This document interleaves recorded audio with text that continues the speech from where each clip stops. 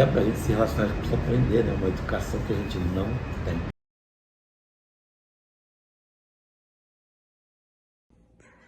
Olá pessoal, sou a Bárbara Allert, sou psicóloga, psicoterapeuta de casais, terapeuta sexual, sou uma das sócias da Clínica Intimidade e hoje eu tô aqui para fazer a abertura de um papo super legal que a gente teve junto com a Carla Araújo, que é uma promotora de justiça e que trabalha a questão da violência doméstica. Eu e o Luiz, a gente bateu um papo super informal sobre a questão da violência, sobre a questão da mulher, sobre a questão dos tipos de violência e como que a gente não percebe toda essa trama que envolve uma dependência emocional, uma dependência financeira, às vezes uma dependência sexual com relação à questão dos relacionamentos. Então, espero que tu aproveite muito esse vídeo, né? Ele foi feito com muito carinho, muito espontâneo, muito natural e com certeza vai trazer muitas reflexões para ti e para tua relação. E talvez seja legal tu encaminhar para pessoas que talvez tu também ache que vão se beneficiar com esse tema. Então, aproveita aí o nosso bate-papo e a gente se vê no próximo. Olha, ele, homem, ficou incomodado com isso. Ele fala assim, eu só quero dar a mão às vezes. Às vezes a gente está sentado no sofá vendo televisão, se eu encosto nela, ela já vem para cima. E eu só quero dar um abraço, tudo. Eu falei, você precisa comunicar ela. Porque você também está encostando nela, está beijando nela. Ela não aprendeu, isso é um aprendizado. É incrível. Olha, Carla, é incrível como... Até para a gente se relacionar, a gente precisa aprender, né? Uma educação que a gente não tem. E conhecer o outro, né? A gente precisa se conhecer para conseguir conhecer o outro. Se eu nem me conheço, aí eu já fico enxergando o outro mais ou menos pelas minhas carências, pelas minhas dificuldades, né? Essa questão que os homens estão sempre prontos, sempre preparados, né? Qualquer coisa, qualquer situação. E não é assim. E é cíclico, né? Eu acho, né? O relacionamento não é uma coisa assim linear, Claro que não. né? Não. Tem A momentos vida- muito bons, momentos não tão bons, momentos assim bem razoáveis. Eu explico muito para as pessoas. Tudo na vida é cíclico. Não há constância na vida. Então não há constância no relacionamento. O relacionamento tem fases. Se você acha que vai ser sempre aquela coisa do conto de fadas, foram felizes para sempre. Esses felizes existe. Mas dentro da felicidade existe intensidade, existe fase, existem perdas, existem dificuldades, tensões extra à relação que vão afetar na relação. Tudo isso. Agora, a nossa construção lá de baixo é que dá a base para a gente. Né? Uma coisa que eu sempre vou buscar, principalmente na dependência emocional, codependência, é o padrão. Né? Não só o padrão, mas é o aprendizado, as vivências lá de trás da infância. Falo sempre assim, dependência e codependência tem cheiro de infância. Mas a gente tá falando dos altos e baixos de um relacionamento. Eu acho que tem que ter um limite. E o Ah, limite, assim, ah. que a gente não pode ultrapassar, né? É algum tipo de violência. E esse é o limite, seja ela qual for. Não, você não pode deixar... Existem linhas que a gente Exatamente. não pode ultrapassar. Linhas, o desrespeito, né? Porque eu acho assim, eu sempre falei isso, tem linhas do respeito mínimo.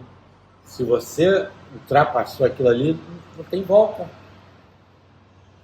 Aí a pessoa acha que se eu fizer... Aí é negócio, se eu fizer melhor, ele não vai mais me desrespeitar, né? Então sou eu que estou falhando em alguma coisa, então eu vou fazer melhor. Não vai. O que eu falo, uma coisa é a sua expectativa, outra coisa é o outro. Você não controla o outro. Não, e é uma espiral de violência, né? Ah, É uma espiral de violência tanto para aquele que está agredindo, quanto para o que está sofrendo. Às vezes também querer revidar, e aquilo vai subindo, ou às vezes para cada vez a pessoa ficar mais vulnerável. Porque tem aquilo a ver com o que a gente estava falando. A vida não é uma constante, não é uma linha. E a gente está sempre, eu sempre falo muito também, ou o relacionamento está melhorando, mesmo que esteja mais estável, ou ele está degringolando de alguma forma. Lógico, dentro dessas oscilações, existe a oscilação. Mas essa oscilação, essas crises podem fortalecer se a gente sabe lidar com elas. A gente não começa a se agredir, começa a disputar, que são outros problemas, né? Todo mundo quer ter razão. A gente aprende desde criança a conversar na base da disputa. Se eu não tenho razão, o que acontece? As pessoas nem se dão conta, né? Se você não tem razão na nossa conversa, é como se você não tivesse valor, se você tivesse um valor menor do que eu. Ou está perdendo alguma coisa. Está perdendo alguma coisa. Quer dizer, não é uma conversa, não é um diálogo.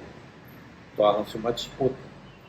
Quantas relações você não conhece que você não disputa? São disputas, verdadeiramente. Você fala com a pessoa, eu já sei o que ele vai fazer. Ele faz isso sempre. Ela é assim, ela é chata, ela não sei o quê. Ela é cri-cri, ela fica parando tudo que é detalhe. Tipo assim, eu sou certo. O outro é chato. O outro é cri-cri, o outro é reclamão, brigão. Carla, tu estava falando antes, né, sobre essa questão de um tipo de codependência agora, que é essa codependência sexual, né?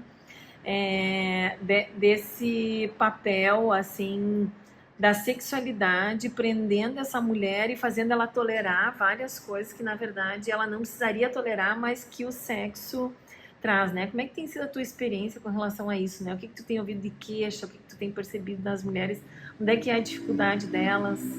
É como se fosse... Direi que o sexo é mais uma artimanha, é mais uma ferramenta na mão do abusador, do agressor. Então ele usa o sexo também, além de todos os outros tipos de controle, ele usa o sexo para manter aquela mulher presa na relação. Assim como usa, acho que é a questão financeira, é aquele cartão de crédito, eu te dou, eu vou tirar o cartão de crédito, eu vou te dar atenção, eu não vou te não dar atenção, e também você vai ter sexo ou não, quando você se comporta bem, quando você faz o que eu quero, você é submissa. Então o sexo passa a ser uma moeda de troca e a mulher fica nessa dependência também, né, do sexo, uma dependência emocional, uma dependência financeira. Às vezes ela precisa se fortalecer em vários aspectos.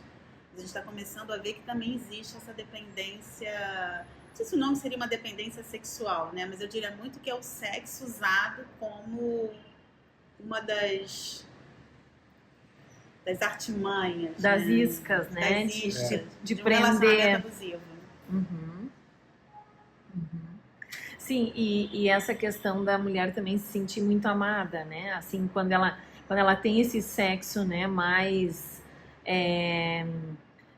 quente, onde é que ela tem prazer, né? Esse homem também sabe como agradar essa mulher, sabe como segurar essa mulher, como envolver ela, né? Então, assim, vem essa questão muito dela se sentir amada, dela se sentir valorizada, enxergada, cuidada, né? Olha, esse homem também não vai embora, olha que super mulher eu sou. Então, tem várias questões aí que estão envolvidas também, né? Nessa questão dessa dependência sexual. E hoje, se tu fosse dizer assim, o que é mais difícil no teu trabalho, né? Como promotora, como... né, assim, que trabalha com a violência doméstica, né, assim, o que é o maior desafio hoje que tu enfrenta, que tu enxerga que é o maior desafio das mulheres para se movimentarem mesmo, né, nessa mudança, né, o que faz a mulher sair, né, desse processo, e o que faz ela não sair? Acho que o primeiro fator é o conhecimento. Ela tem que ter conhecimento de que ela está num relacionamento com violência. O que é a violência? Ela tem que saber o que é violência. Então, isso começa muito na violência psicológica. Eu gosto de falar muito da violência emocional, né? Que é o xingamento, a humilhação, a ameaça, a chantagem emocional. Se ela não sabe que isso é violência, ela vai naturalizar. Ela vai dizer assim, isso é o relacionamento. Então, ela tem que primeiro saber, isso é violência. Ela tem que se conscientizar disso. E depois ela tem que se fortalecer para sair dessa situação de violência. Estava olhando uma pesquisa hoje, vou te passar, que 25% das mulheres fazem sexo sem querer, naquele momento, naquela situação. E muitas dessas mulheres, aí não li ainda a pesquisa inteira, né? Não li a pesquisa a fundo. Devem ter relacionamentos, devem estar em relacionamentos estáveis. Sim, que vem aí também, talvez possa aparecer nessa pesquisa até a questão do estupro marital, né? Que é o sexo sem o consentimento, né? Porque a mulher, ela muitas vezes ela se sente obrigada a fazer sexo, né? Mesmo que ela não queira, mesmo que ela não tenha desejo, mesmo que ela, né? Porque tem um lado saudável da sexualidade que é natural do relacionamento, diminuir o desejo e aí o casal trabalha para voltar esse desejo, mas tem esse outro lado que é somada a essa circunstância de violência, né? Então que essa mulher já não tem mais desejo, mas ela não consegue sair dali porque ela está amarrada emocionalmente, estruturalmente, financeiramente, né? E ela viver essa experiência sexual ali, às vezes é uma violência sexual mesmo, né? Que pode ser o estupro ou que pode ser esse sexo sem consentimento. Mas é importante a gente trabalhar o que é o consentimento. Não é o não, né? Por isso que é que as campanhas, assim, não é não. Isso, obviamente, não é consentimento, mas eu gosto de ir além. É o sim, é só o sim, é sim. E tem que ter uma manifestação da mulher, uma manifestação do desejo dela, né? Ela quer aquilo. Às vezes ela fica calada, ela está em silêncio e ela não quer. Às vezes ela, pela situação, ela está oprimida para isso. Às vezes sujeita a uma chantagem emocional, do tipo, eu vou te largar, eu vou te trair com outra, eu vou abandonar, eu não vou te dar mais suporte financeiro. Ou quem vai te querer, sem ser eu. Para você ficar comigo, você tem que fazer o que eu quero. A nível sexual, seja lá o que for. E aquela mulher não está disposta. Mas ela não disse não. Mas esse consentimento dela também não é genuíno, né? Ela também não está dizendo sim para a relação. Então, quando você pergunta assim, o que a mulher precisa para sair, sabe, sair de um relacionamento, sair de violência? Ela precisa ter conhecimento. Ela não precisa estar nessa situação de violência. E aí depois ela tem que se fortalecer para sair, porque não é fácil sair, né? Pois é. O que tu poderia contribuir, Luiz, assim, falando com relação a sair, né? Que eu estava falando para ela, veja que é interessante o que você falou, e veio na hora na minha cabeça. Ela não se dá conta desse início dessa espiral. De uma crítica, começa com uma crítica, uma coisa disfarçada, não, faz assim porque eu sei como é que a coisa é, como é que os homens falam, como é que os homens vão te enxergar se você falar assim, se você se vestir dessa forma, não é? A coisa vem numa espiral. E muitas vezes, quando você falou essa briga ou essa coisa mais explícita, porque começa nessa coisa de cuidados até chegar nessa coisa mais explícita, né? Nessa crítica, esse xingamento. Se você sair daqui, ninguém vai te amar, sabe? Ninguém vai te dar valor. Você vai ver, os homens vão só te maltratar quando ele já está maltratando. Mas, assim, o que é interessante é que essas pessoas, você fala assim, porque elas precisam primeiro entender o que é violência. Lembra quando eu falei agora há pouco? Padrões têm cheiro de infância. A maioria delas, eu te garanto, viveram em lares violentos ou agressivos, onde pai ou mãe, ou os dois, geralmente, eram muito grosseiros, muito agressivos. Então, quando ela chega na vida adulta, aquilo para ela não é um estranhamento total. Ela se sente mal, mas por isso ela não consegue entender como violência. Porque se meu pai e minha mãe foram agressivos comigo, foram estúpidos, ou foram desatenciosos, completos, ficaram me controlando excessivamente, ela aprendeu que isso é afeto, isso é amor, é assim. Então, assim, como é que a gente ajuda? Carla falou muito bem. Conscientizando, ensinando, conhecimento liberta. Né? Ela precisa entender primeiro por que ela está sofrendo. Porque ela está em um ambiente que faz mal a ela, que realmente está tolhindo a essência dela, né? A vida dela, a identidade que é dela, ela está entregando sem perceber nas mãos do parceiro. Ela está se despersonalizando. Você estava falando agora da questão do sexo. Que aí ela aprende recursos, como ela aprendia lá atrás na infância, para lidar com os pais, ela também aprende na vida adulta recursos para lidar com esse homem estúpido. Sexo é uma delas. Então eu vou fazer sexo porque assim ele acalma. Assim ele para de me xingar, para de me agredir, vai me prestar o cartão de crédito, como você estava falando. Sim, tem um ganho, né?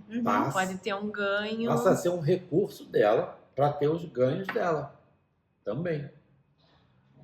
Então isso tudo tem que ser muito trabalhado. Às vezes com até ela. um suspiro, né? Num momento ali de tanta Exato, violência. de tanta agressão. violência, ela está afogada naquilo, né? Não está nem tá asfixiada de tanta violência, tanta estupidez, tanto controle, tanta agressividade, que ela não, eu faço sexo que esse homem vai acalmar. Eu vou tentar equilibrar esse ambiente aqui, né? Trazer ele para o mínimo de tranquilidade. A busca, lógico, que isso tudo também tem a ver com buscar a validação, o elogio dele. Ele só critica, Então, tudo é um recurso. E aí que você falou, como é que sai disso? Sai disso a gente trabalhando com essa mulher. Lembra que eu falei? Ela vai entregando, ela vai se despersonalizando, entregando como se fosse a identidade de vida dela na mão dele. A gente precisa ajudá-la a se reestruturar, a resgatar a própria identidade. E hoje, né, Carla, assim, tem muitas redes, né, de mulheres também, né, que eu acho que o Vamos Mulherar é uma rede que, quando tu fala, né, assim, da mulher se estruturar, né, me parece, assim, que está muito ligado a isso, né, a ter redes aonde ela pode buscar apoio, aonde ela pode buscar informação, pode buscar conhecimento, né, e o Vamos Mulherar, eu acho que vem nesse sentido de trazer esse debate, né? De trazer esse conhecimento para a mulher, de trazer essa informação, de ser um lugar onde ela também pode buscar recursos, né?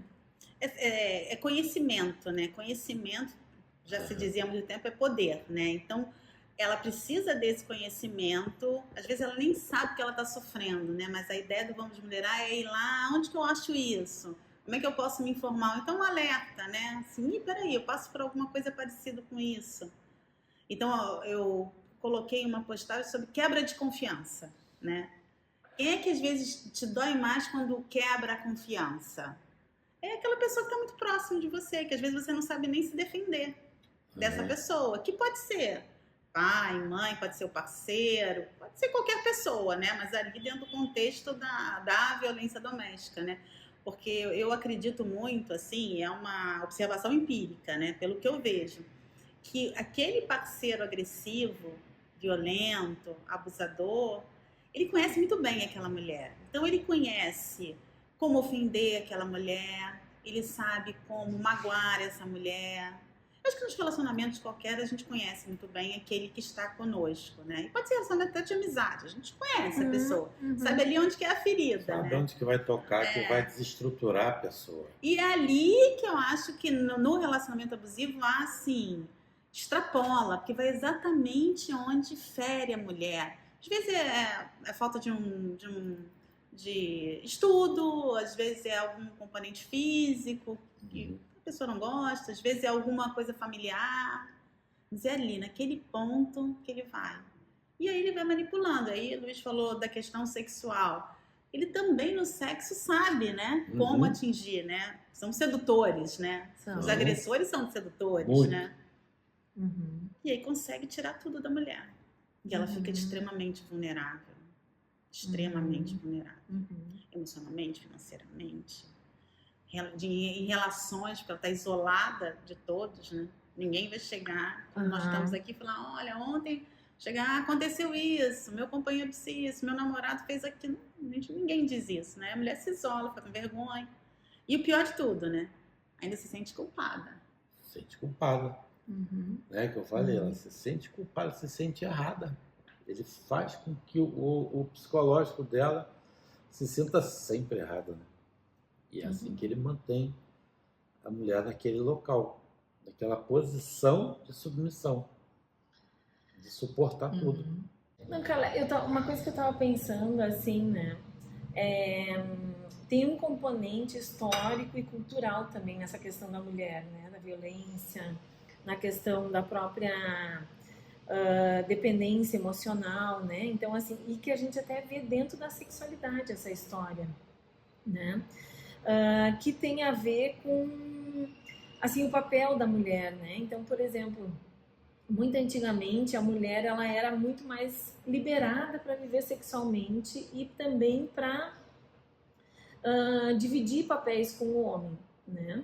E depois, ao longo da história, por exemplo, a questão religiosa, né, cultural, assim, trouxe muito esse lugar, né? Então, o lugar da família.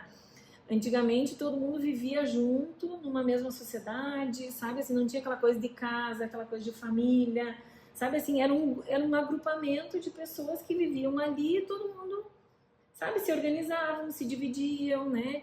Não tinha coisa da posse, né? Não tinha coisa do casamento. E aí depois, com a religião, isso começou a se estruturar, né? A coisa do casamento, então a mulher tinha que casar virgem, porque daí era uma garantia do herdeiro legítimo, né? E começa a posse, começa a, né? Assim, a mulher não poderia ter outros parceiros sexuais antes do casamento, o homem podia, né? Então, assim, tem todo esse componente.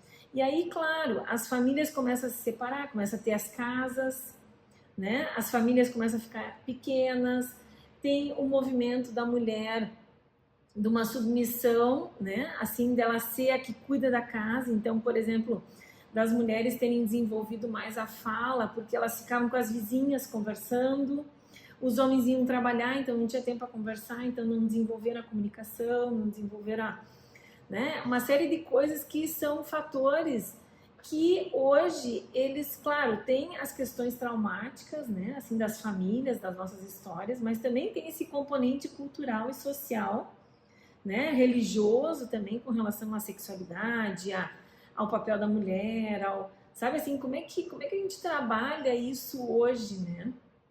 Porque essa mulher vem com essa influência toda, né? É uma transformação cultural. Que a gente tem dentro de nós a gente tem essa semente, né, que a gente chama do patriarcado, né? Isso. É o homem com o poder da família, o poder de decisão, e a mulher como cuidadora do lar, sem voz, estando submissa ali aos homens da família, não é nem assim ao companheiro, né? Muito pouco tempo atrás, 50 anos atrás, ela passava do pai ou do irmão mais velho para o seu companheiro. E se ficasse viúva, era para o filho mais velho. Então, era sempre o homem dominando, né? Aquela mulher como se ela não tivesse capacidade de escolher, de optar, de se gerenciar a própria vida. Ela não podia fazer isso. Isso é muito recente. Muito. Então, assim, a gente tem que fazer não dá para ser uma ruptura, né? Mas é um desenvolvimento. Eu acho que a gente tem crescido nesse papel, né, da mulher ganhar os espaços, né? Ela poder se determinar, ela poder fazer suas escolhas, ela poder trabalhar. Parece hoje em dia, né, falar para uma jovem que você pode estudar, você pode trabalhar, parece assim, você está falando óbvio. Mas há 50, 80 anos atrás não era isso. Ela não podia chegar, eu vou viajar para o exterior, não podia fazer isso. Não podia recusar um casamento. Ela não podia recusar o que o marido fizesse dentro de um relacionamento. Ela tinha que aceitar tudo, né? Então, isso é bem os movimentos feministas, né? Que algumas pessoas não entendem, acham que as feministas querem tomar o lugar dos homens, mas nada disso. São conquistas, né? Conquistas femininas de a mulher poder estudar, poder trabalhar fora, poder ter o seu negócio, ter uma conta bancária, poder votar, poder ser eleito. Isso é conquista do movimento feminismo, que é muito importante, né? Não, e até dessa questão, assim, hoje tem muito, né? Por exemplo, eu tenho pacientes, né, que trazem assim, Bárbara, ele não vai me ajudar a cuidar do filho, ajudar a cuidar da casa. O filho também é dele, né? A casa também é dele. Então, eu não tenho que ficar só cozinhando, ele também vai cozinhar. Ele também vai ajudar a manter essa casa, ele também vai... Né? Assim, a gente ainda, assim, para se estruturar culturalmente, foi se dividindo tarefas, né? Quem faz o quê, né? E hoje isso está muito, né, muito marcado. Então, a mulher é o símbolo da maternidade, né? Esse homem, ele só vem para, né, muitas vezes, para educar o filho, para alavancar para a carreira, para isso, para aquilo, né? Quando, na verdade, tem todo um outro lado que esse homem também poderia desenvolver, que ele poderia também formar, né, nesse filho, nessa filha. Então, como isso é interessante, né? Assim, esse movimento da mulher e se apropriando desse lugar, né? E mostrando esse lugar de igualdade mesmo, né? Porque é romper um padrão, como a gente estava falando antes, né? Às vezes são 3 gerações. Então, a minha mãe, eu e as minhas filhas, né? Então, minhas filhas que vão, sabe assim, conseguir talvez romper mais proximamente disso, de ter uma relação mais igualitária. E aí, as mulheres também que criam os filhos. Uhum. Eu só tenho filhas mulheres, tu tem filhos homens. Uhum. Mas deve ser um desafio também para criar esse homem que olha essa mulher de um outro jeito, né? Diferente do que daqui a pouco a cultura... De um outro lugar, né? Assim, eu já estou numa faixa etária e a minha faixa etária de relacionamentos, de amizade, que é cuidar dos pais. Uhum. Então, a mulher muito na posição de cuidadora. Então, o papo há 20, 30 anos atrás é o cuidado com os filhos, né? Agora é o cuidado com o pai, a mãe que está doente, um tio, uma tia. E isso é um padrão histórico, né? Não é, normalmente, não é, eu até tenho na minha família, né? A minha bisavó foi cuidada por um dos seus filhos homens, que não era casado, ele cuidou dela até ela morrer. Mas não era o comum é ficar com uma filha. Uhum. Pai ou mãe ser cuidado por uma filha. Então a mulher ficava nesse lugar de cuidadora e o homem no lugar de provedor. Mas com a crise econômica, a mulher saiu, está trabalhando, provém também a economia familiar, mas continua no lugar de cuidadora. Uhum. E aí é que vem a jornada dupla, tripla, ela acumula funções. Mas isso está tão entranhado, Bárbara, porque alguns anos atrás eu, comentando, falando, conversando, um vídeo qualquer, aí eu comentei isso, né, que meu marido me ajudava lavando roupa, lavando louça. E aí eu mesma na minha fala falei assim, eu falo isso, mas eu estou usando a expressão de que ele me ajuda. Não é, a louça, quem está usando sou eu e ele. Mas isso é tão, assim, tão na nosso conteúdo, né, na nossa mente, que a gente fala, ele me ajuda. Isso. Mas não é o filho dele, a comida ele que come, o prato também é sujo por ele, a roupa também. Por que não dividir, né? Uhum. Ele está fazendo a parte dele na casa. Qual é a parte dele, né? E meninos e meninas também tem que ajudar, né? Uhum. Não é o menino jogar bola, tá no videogame e a menina tá lá ajudando a mãe a tirar a louça. Uhum. Mas isso faz parte da nossa educação, né? De transformar a nova geração, né?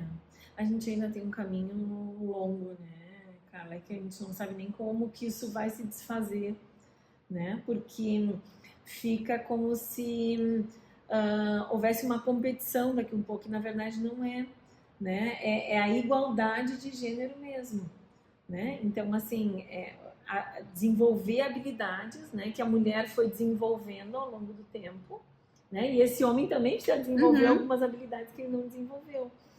E acho que a questão, assim, da violência vem quando, né, esse homem, ele também não quer perder. Exatamente. Ele não quer perder esse lugar, esse lugar de poder. Ele não quer ser questionado, né? Ele quer continuar ocupando esse espaço, né? Quem decide sou eu. Quem manda na casa sou eu.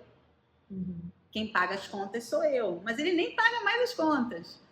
Mas ele acha que ele continua nesse lugar. Muitos deles, né? Não é? Hoje em dia a gente já tem homens indo completamente por um lado diferente, né? Entendendo, mas ainda existem muitos que quem decide aqui sou eu. A última fala é minha. Eu até te ouço. Mentira, eles não estão nem ouvindo a mulher, né? Pode falar. Mas ele já está com aquela decisão pré-concebida. É isso que eu vou resolver. E é isso que a gente tem que mudar. E quando a mulher se interpõe, a mulher fala, não, isso não pode, não, isso eu não quero que seja assim. E aí a hora que a mulher, você não sabe de nada, você é burra, você não estudou, você é ignorante, sua família não sabe nada. Ou é a hora que vem uma bufetada, ou é a hora que ela é empurrada. Como você ousa, né, me discordar de mim? Como você ousa não me obedecer? É lógico que isso não é dito, Bárbara, assim, né? Não. Mas é como É funciona na alguns comunicação. relacionamentos. É uma comunicação até velada, né? Exatamente. Uhum. E eu observo muito o uso assim, de alguns castigos, né? Então, se Punições. você não concordou comigo, ou você não fez aquilo que eu queria, então você vai ficar sem alguma coisa. O que que é isso? Pode ser, às vezes, um beijo, pode ser um dinheiro para alguma coisa, pode ser que o homem se afaste dos filhos que são dele também, ele pode ficar, uma coisa que eu acho muito cruel, que é esse silêncio punitivo, né? Usar o silêncio como uma moeda de troca, né? Que ele não fala com todo mundo, ignora como se a mulher não existisse dentro de casa. Ela nem sabe, não fecha a comunicação. E aí acaba que ela vai, muitas vezes, né? Mais vulnerável, vai acabando cedendo em algumas situações. Tem um autor, né, o John Gottman, ele fala disso, né? Ele fala assim que num relacionamento ele compara os 4 cavaleiros do Apocalipse, né? Então na Bíblia se fala lá da fome, né, da miséria, da peste, tem mais um agora que eu não estou lembrada. Mas o último nível, né, que seria já assim quase na morte, que é a obstrução, que é isso, né? Assim que ignora, que não, né? Assim deixa aquela pessoa no vazio, deixa no vácuo, deixa, né? Assim sem nenhuma possibilidade de continuar a comunicação. Então a pessoa começa a se sentir completamente inadequada, completamente sozinha, né? E que gera nela toda uma dificuldade de entender o que está acontecendo. Então assim, né?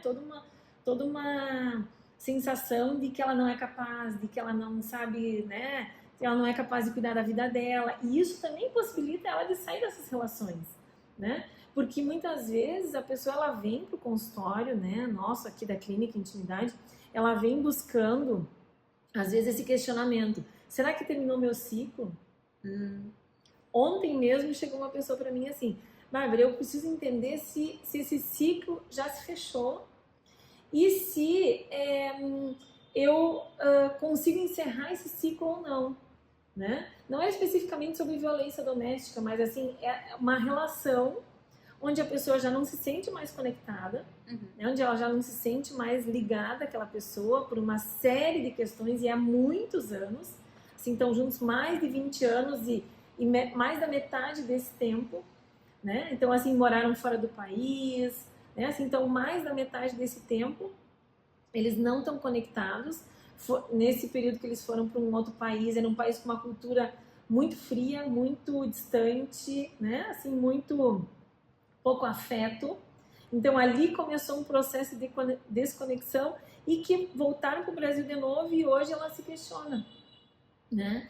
Mas ela ainda não está, como tu falou, assim, não está pronta para enxergar que, né? Por quê? Porque embora seja um lugar muito difícil dela ficar, se separar ou fazer um movimento é ir para um lugar mais desconhecido ainda.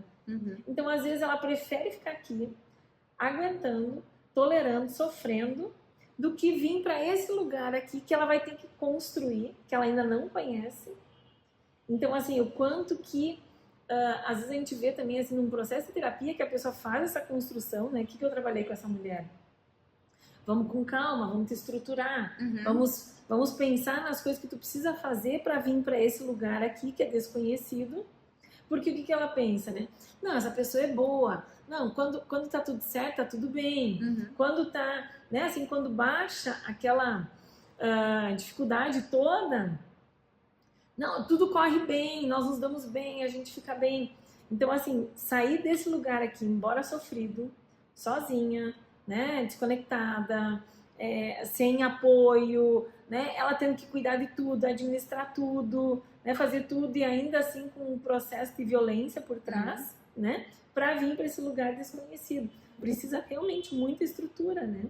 Precisa muito preparo interno, emocional, desfazer crenças, né, sobre casamento, sobre relacionamento, sobre o que é saudável, sobre o que não é saudável. E aí você falou das crenças, é muito importante, né? Você falando me lembrou aquilo, né? Acho que todas as mulheres já ouviram, né? Ruim com ele, pior que sem ele. E você tem que desconstruir isso, porque isso está na nossa memória coletiva, né? Isso foi falado e repetido muitas vezes, assim como outras, né? Como em briga de marido e mulher não mete colher. Sim. E aí você tava, às vezes, o pau comendo ali do lado da casa e ninguém se metia. Por quê? Deixa os dois se resolverem, é assunto deles, né? Então são coisas que a gente tem que ir desconstruindo. Agora isso é uma coisa muito interessante, né?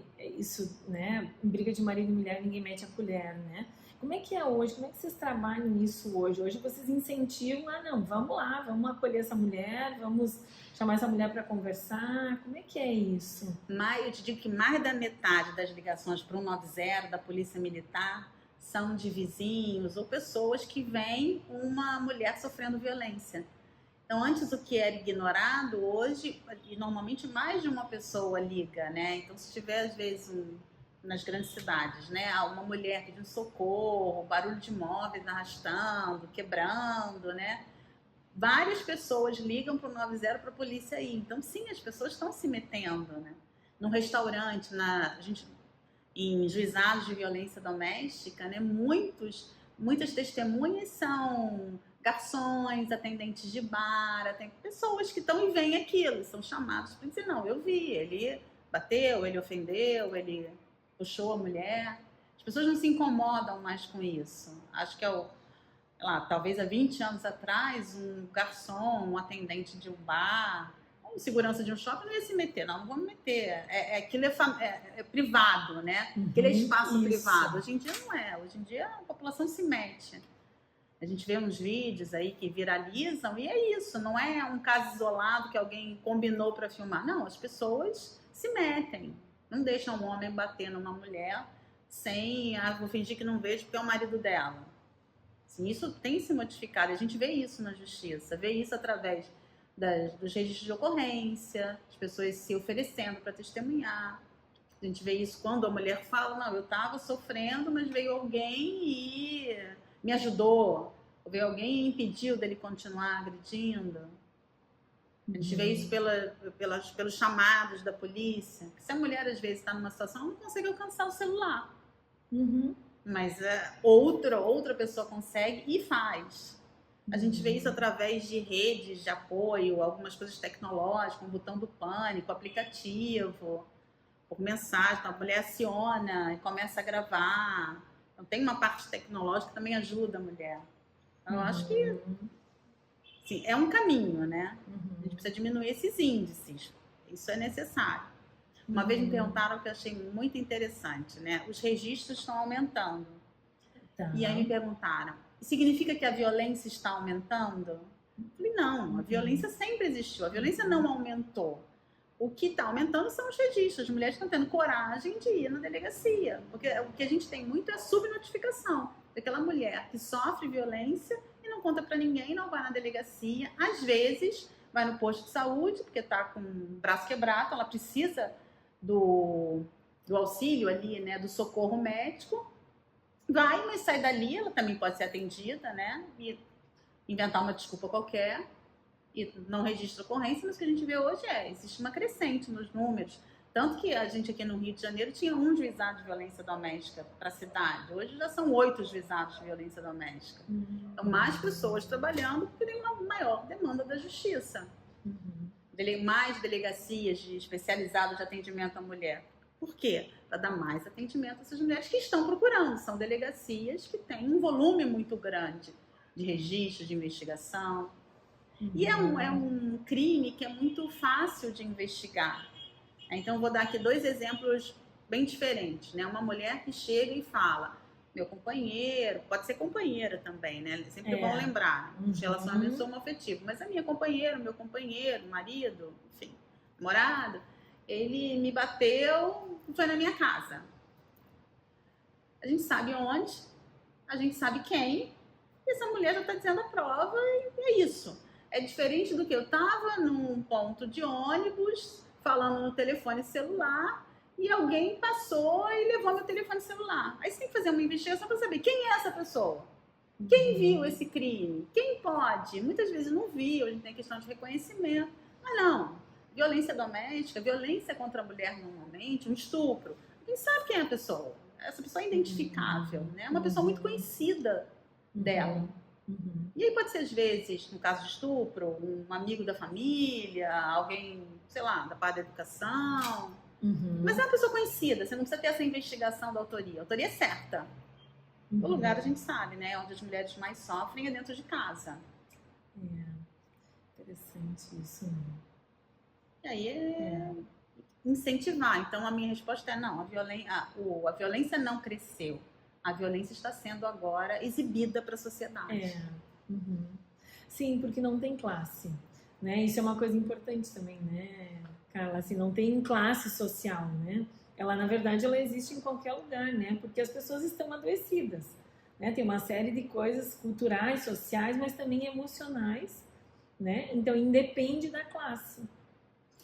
Mas que existe uma questão também das vulnerabilidades. Então, a mulher, né, pela questão de gênero, pela questão cultural que a gente já falou, ela está ali numa faixa de vulnerabilidade por ela ser mulher. Não tem a ver com questões físicas, não. Tem a ver com uma questão cultural.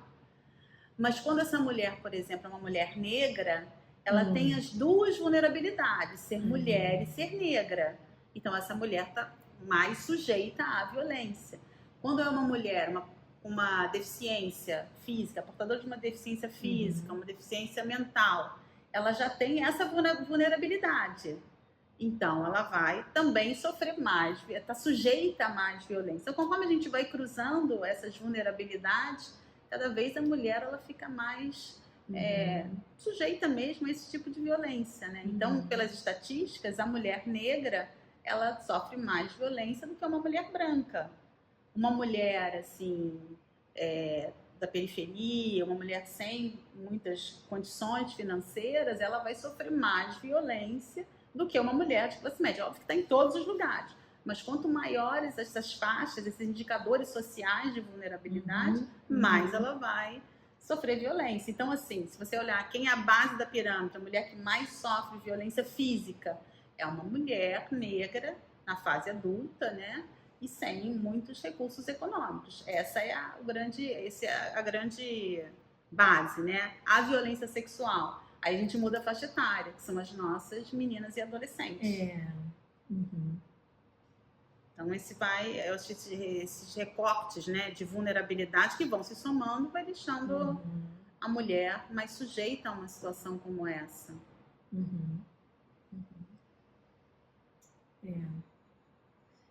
Porque eu fiquei pensando assim, em casos famosos, né, de violência, né, e que são naturalizadas, né? Por exemplo, até a questão de uma infidelidade, né, uma questão de uma relação abusiva, né? Então, isso talvez nós não precisamos colocar, mas por exemplo, Neymar, Ana Hickman, né? Assim, tem coisas ali, eu não sei a história toda da Ana Hickman, nem gosto muito dessas fofocas, mas assim, foi uma coisa que me pegou, né? Porque agora eu vi ele fazendo campanhas contra a violência contra os homens, só que eu não sei, na verdade, o que aconteceu, não faço ideia, não sei se tu sabe também. Nós nem vamos botar isso aqui, mas assim, como isso, né,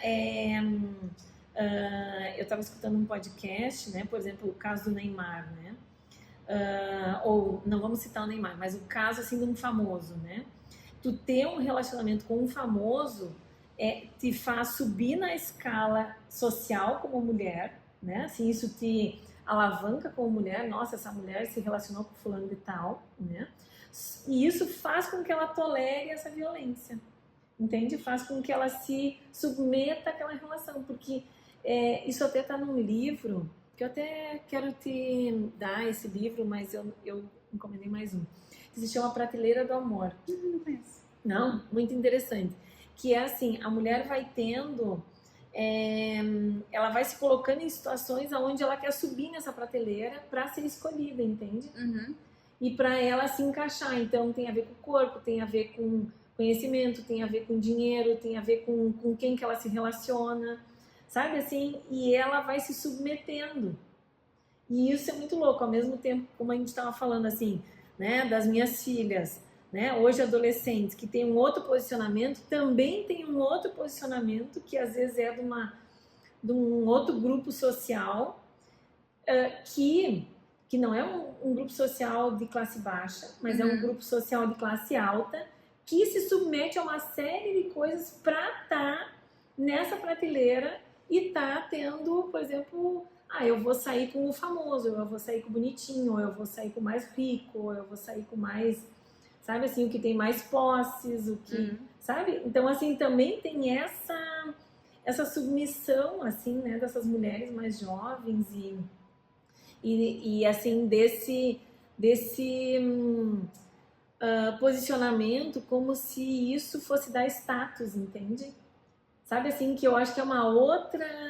Porque tem essa violência que é essa que a gente já conhece e tem essa outra que é dessa submissão das mulheres a esse poder, a esse... Né? A gente vê hoje, assim, mais mulheres que não trabalham fora. Não sei se tu percebe isso. Sabe, assim, dependendo do nível social, essas mulheres estão abrindo mão de trabalhar para ter uma série de filhos, sabe, assim, para... Né? Então elas se submetem, não sei, faz sentido, Carla? Eu acho que quando a gente fala de alguma violência que ocorre entre pessoas assim, famosas, celebridades, eu acho que tem, se é que pode ter um ponto positivo, né? É que quando uma mulher famosa denuncia, ela dá muita força, ela incentiva muito a que outras mulheres também denunciem. Então, não vou falar nenhum nome, mas uma mulher denunciou. Então, se ela passou por isso e denunciou, então eu também posso ter essa coragem. Acho que tem muito esse algo, né, de positivo, né? Principalmente quando a mulher tem coragem de se colocar e de falar e mostrar suas vulnerabilidades, né? Às vezes ela não fala só, né? Numa situação de violência, não é um ato isolado, né? Ela já vem sofrendo a violência. Então, quando ela consegue, né, expor tudo que ela sofreu, o tempo que ela permaneceu, existe ali como se fosse assim, não sei se a palavra é um espelhamento, mas uma ideia de falar assim, poxa, ela também passou por isso, eu não estou sozinha, não sou só eu que estou 1 ano, 2 anos, 10 anos sofrendo isso, ela também passou e conseguiu, né? Então, acho que isso é algo muito positivo que acontece. E outro ponto que você disse que em relação, assim, a gente vê isso muito na classe média, né? Das mulheres que optam por não trabalhar ou trabalham, mas não ganham aí financeiramente o mesmo valor, né, que seu companheiro, e que elas não querem abrir mão de uma escola particular para os filhos, de uma viagem de férias, do plano de saúde, que também é uma realidade que aquela mulher menos favorecida economicamente, ela não tem essa realidade. Então, ela não tem do que abrir mão disso. Né? E a mulher de classe média ou de classe alta, ela tem um padrão de vida. Isso. E aí eu não estou falando padrão de vida, não é joias, não é o luxo, exatamente. Mas é um padrão de vida que basicamente é isso, né? Saúde, ter um plano de saúde, ter uma escola particular, pagar um curso de inglês para os filhos, poder manter os filhos ali naquele conjunto de amigos, né, da relação dos filhos que tenham um determinado padrão. Então ela se sente muito responsável por isso. E ela não quer abrir mão dessa situação, nem para ela nem para os filhos. Porque alguns homens, infelizmente, quando se separam da mulher, se separam dos filhos juntos. Acho que não é mais um problema deles. E ela acaba se submetendo a situação de violência para manter ali a vida que ela conhece, a estrutura econômica que ela conhece. Né? Sim, porque tem o extremo dessa violência física, né? E essas outras violências que vão sendo toleradas, né? Assim, em nome desse ganho secundário, né? É como se botasse na balança, mas nossa, né? Se eu sair, eu vou ter que recomeçar tudo de novo, vou ter que reconstruir, então eu permaneço e eu me submeto, só que isso vai gerando toda uma situação também para os filhos, né? Toda uma aprendizagem, não interrompe o ciclo, né? Da violência, da codependência, né? Não interrompe mesmo, né? E quando você fala assim, a mulher ela pode se reconstruir, claro que pode, fortalecida ela pode, mas ao mesmo tempo eu entendo essa mulher quando ela está fora do mercado de trabalho e ela tem que entrar nesse mercado de trabalho aos 40 e muito, 50, mais de 50 anos. E ela depende desse homem para viver, ela acaba aturando. E aí entra muito, eu vejo muito, 2 tipos de violência, né? Nem sempre a física nessa faixa de idade, mas a violência sexual. Essa mulher ela não tem o desejo, ela não quer ter mais nenhum tipo de relacionamento sexual com esse homem. e ela se submete a isso porque é quase que ela entende que esse é o preço dela se manter naquele relacionamento, e ele sabe, também não tá, enfim, é isso, mas eu quero você, enfim, que me ature, né? Não se preocupa com essa mulher. E ao mesmo tempo ali a violência psicológica, né? Essa mulher não está sem nenhuma autoestima. Eu vejo algumas mulheres assim, você precisa sair desse relacionamento, mas como? Minhas filhas estão adolescentes, não vou poder pagar a faculdade delas, né? Elas não vão fazer ENEM, então eu não tenho como marcar com o cursinho preparatório. Ela se sente responsável pelo futuro dos filhos. Aham. E é verdade. E aí ela fica no relacionamento. Fica. E aí depois eu acho que aí vem outras, né? Aí vem os netos, os filhos agora estão na faculdade, mas ainda não estão bem, assim. Hoje em dia, os adultos demoram mais para ser independentes financeiramente, como sim, era outrora, sim. com 18, 20 anos saem de casa. Hoje em dia estão saindo de casa com quase 30. É. E ela tá mantendo isso, aí daqui a pouco vem um neto, e ela mantém por conta do neto. Ela pisca, tá com 65 anos. Isso. E continua na situação de violência. É. Ai, que desafio, né, Carla? Eu tenho um caso, assim, que eu fiquei... Vários casos me impactaram. A gente falando assim, quando eu falei mais de 65, 70, né, a idade vai subindo, né? Um caso de que uma mulher, ela estava com alguma questão ali, física mesmo, por conta da idade, sei lá por volta dos seus 80. Ele também... Mas ele agredia, né? Ela às vezes reagia um pouco, mas ele era mais. Mas enfim, o que eu quero dizer é o seguinte: ele tirava a fralda dela para ter o relacionamento sexual que ela não queria, depois botava a fralda e ela deixava. Ou pelo menos não tinha forças para dizer que não queria, né? E era isso, já na casa dos 80 aí. Aí eu lembro de uma audiência que eu fui, não é desse caso, mas um outro caso, né? Falar dessa violência na terceira idade, que muitas vezes não é vista, né? Não é vista, não. E aí entrou, eu estava fazendo audiência, entrou um senhorzinho lá, também na casa de quase 80, se não é que não tinha 80, numa cadeira de rodas. E ela dizia, né? Ele me agride fisicamente. E ela também era, né? Uma mulher idosa. E a gente olhava para aquele senhor na cadeira de rodas, não conseguia. Como é que ele consegue agredir essa mulher, né? Até que a gente ouvindo a mulher, né? Ela fala assim, não, ele não fica na cadeira de roda direto, ele usa uma bengala para poder circular ali pequenos espaços. E ele vai e me agride com a bengala. Isso é uma coisa do inimaginável, né? Os filhos não tinham essa noção. Mas isso acabou num ponto que foi parar na justiça e todo mundo soube. E aí vem um outro ponto também que eu acho que é crucial nessa violência contra idosos. Puxei esse assunto do idoso, não sei nem porquê, né? Tá ótimo, não é isso. Mas é um assunto que realmente me preocupa, a violência contra as mulheres idosas. Então, esses casais, essas famílias construíram, né, um patrimônio juntos e tem um apartamento próprio. E os dois lá, mais 70, mais de 80, residem no mesmo apartamento. O que fazer quando tem uma situação de violência?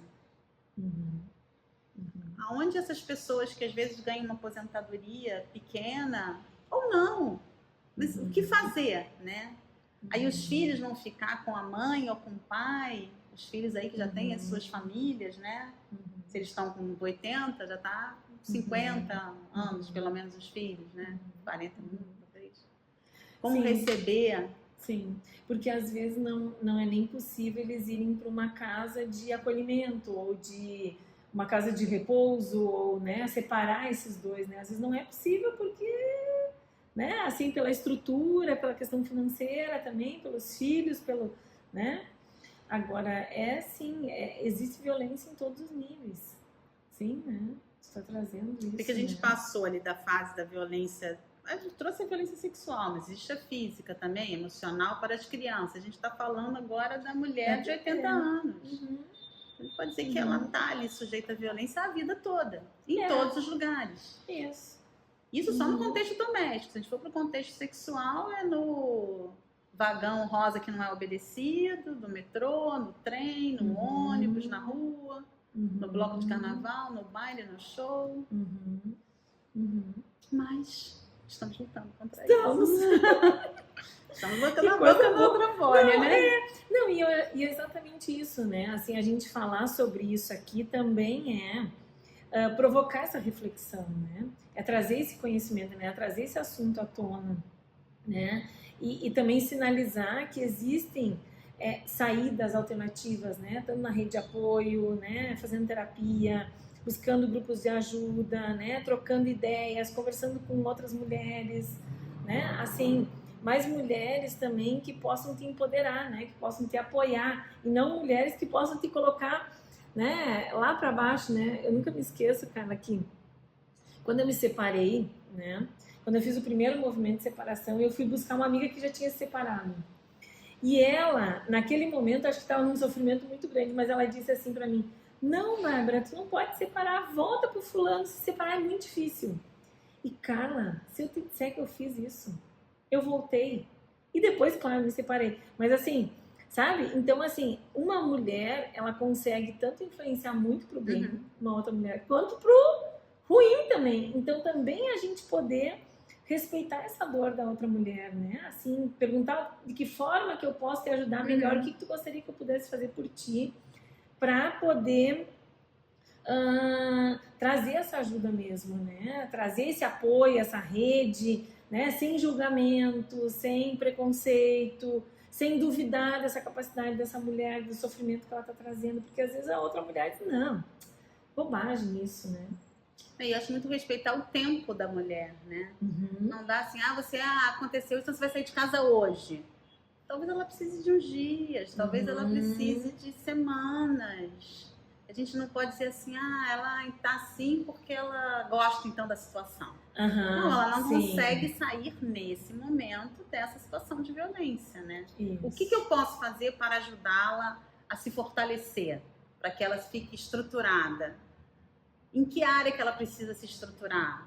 Às vezes ela vai fazer um curso, uma capacitação, ela faz um atendimento psicológico, ela vai para um grupo terapêutico, ela vai falar com um grupo de mulheres, mas ela se fortalece. Isso. Não dá para eu cobrar, ou você faz, ou então eu também te abandono, não quero mais saber de você. Não, o que você precisa para sair? Importante. Porque às vezes a gente também fica, né, com a nossa ansiedade da gente querer que ela resolva logo a situação. Mas se fosse comigo eu não aceitava. Eu gosto muito dessa fala, né? Se fosse comigo eu não aceitava. E aí quando a mulher passa por uma situação de violência, ela fala assim, antigamente eu falava que se fosse comigo eu não aceitaria, mas eu aceitei muito, eu aceitei tudo até conseguir sair. Então é fácil a gente julgar o outro para falar assim, eu faria diferente, mas será que faria na situação dela, nas condições dela, com as ferramentas que ela tem naquele momento? A gente pensa na gente, será que com as ferramentas que eu tenho hoje, será que eu teria agido há 30 anos atrás de forma diferente? Sim, mas há 30 anos atrás eu não tinha essas ferramentas, eu não era essa Carla que eu sou hoje, você não é essa Bárbara. Então a gente tem que entender essa mulher. Às vezes ela não consegue sair de uma hora para outra, precisa de um tempo. Eu acho que passa muito, né, a questão da empatia, até do enfrentamento à violência, você respeitar esse tempo da mulher. Não cobrar dela. Você incentiva, né? Então, o que eu faço? Eu incentivo. Vai numa delegacia de polícia, vai no centro de referência. Aí, às vezes, passa uma semana. Ela vou mesmo. Falei, vai. Pensa. Procura um apoio, conversa com alguém. Assiste um filme, uma novela, uma série, lê um livro. Se informa, né? E ela estrutura, né? E aos poucos ela vai sair dessa situação de violência. No tempo dela. Não no meu tempo. Exatamente. E você deve ter isso no consultório, né? Muito, nossa, tudo tem seu tempo. O processo, né? O próprio processo da separação, né? É algo que, assim, a gente fala, né? É um processo, né? Porque tem uma transformação. Imagina numa situação de violência, quando tu sai, né? De um casamento. Assim, tem uma série de rompimentos que precisam ser feitos, né? Então, é algo que leva um tempo mesmo. A pessoa precisa se estruturar, né? Precisa se preparar. Né? Porque vai interferir, né? Vai mudar o ciclo da história, né? Vai romper um padrão, né? Assim, vai influenciar tanto a geração que vem acima daquela mulher, quanto a geração que vem depois. Né? As pessoas que estão à volta também, né? pessoas que estão à volta nossa.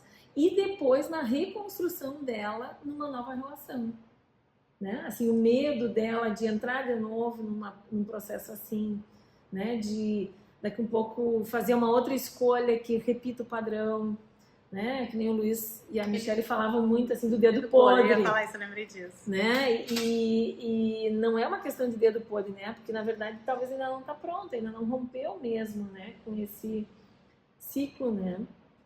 Às vezes eu vejo que a mulher sai de um relacionamento, né? E logo depois ela está em outro relacionamento. Ela nem ainda se curou, nem se... Isso. Se desintoxicou, a gente diz assim, né? Nem limpou, né? Assim, todo aquele emocional, porque a nossa tendência é sempre ir para o conhecido. Uhum. Sempre. Nossa, é muito mais tranquilo, é zona de conforto, né? Então a tendência é encontrar aquele padrão que se repete mesmo, né? Só que isso às vezes é duro da gente enxergar, porque joga a gente para um lugar novo, e esse novo É desconhecido. Uhum.